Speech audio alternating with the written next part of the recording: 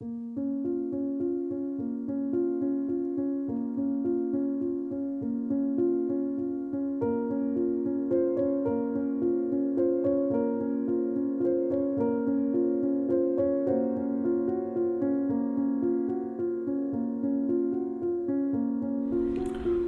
saya jadi relawan karena bagi saya kekerasan seksual itu adalah sesuatu yang tabu, yang jarang dibicarakan oleh masyarakat, tetapi ternyata itu familiar bagi kita semua. Itu sangat-sangat umum dan tapi tidak ada yang berani mengungkapkannya karena mungkin malu atau mungkin memang aib bagi dirinya sendiri. Jadi saya merasa ini harus kita bahas lagi. Motivasi saya mendaftarkan diri menjadi volunteer di Ruang Aman ini adalah karena banyaknya kasus kekerasan seksual yang terjadi di lingkaran saya, dan saya merasa perlu ambil bagian dalam penanganan kasus kekerasan seksual khususnya di lingkungan kampus Universitas Padjadjaran.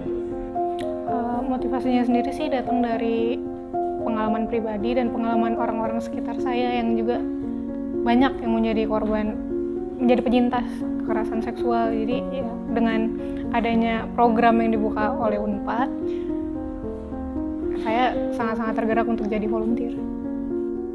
Kalau motivasi secara pribadi saya jadi volunteer itu memang karena emang berdasarkan pengalaman gitu dan pernah mengalami juga hal yang serupa.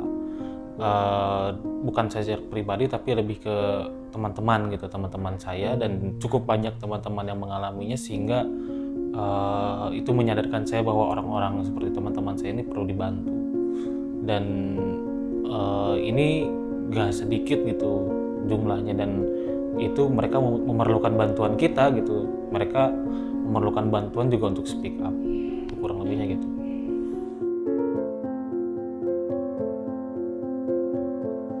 Harapan saya untuk Ruang Aman ini agar para murid-murid Universitas Padjadjaran agar tidak takut untuk datang ke kuliah, tidak takut suaranya tidak didengar, dan mereka memiliki orang-orang yang peduli dengan mereka, peduli dengan apa yang mereka rasakan.